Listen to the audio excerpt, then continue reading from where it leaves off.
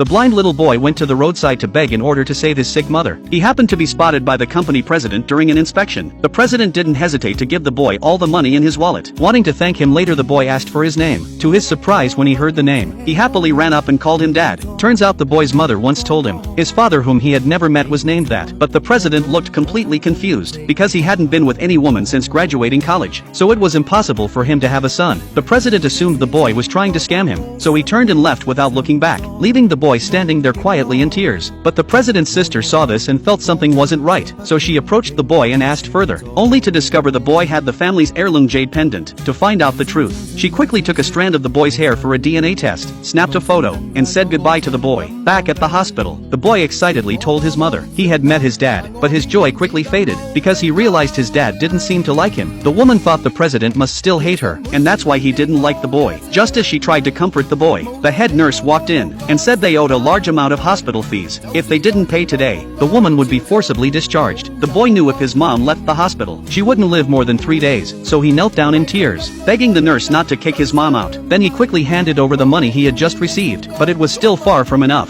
to keep his mom in treatment. He had to find another way to raise money. Watching the boy leave, the woman was filled with guilt. She wanted to ask the president for help, but didn't know how to speak to him, because years ago, she had broken up with him, fearing that her troubled family would drag him down. Not long after, she found out she was pregnant, and decided to raise the child alone. Due to genetics, the boy was born blind, and the woman herself became gravely ill from exhaustion. The boy went to a pawn shop, hoping to exchange the jade pendant for money to save his mom, but the manager saw he was blind, and got greedy. He claimed the pendant worth millions was only worth 100,000. The boy agreed without hesitation, anxious to save his mother. Right after the boy left, the cunning woman walked in. She was the president's cousin, and also the owner of the pawn shop. When the manager told her he had bought a top-quality pendant at a low price, she slapped him on the spot, and told him the pendant was the president family's heirloom. Only then did the manager realize he was in trouble. He quickly explained he had bought it cheaply from a ragged little boy, and assumed it must have been stolen. The cunning woman was furious, and ordered someone to find the boy immediately, saying she would question him herself.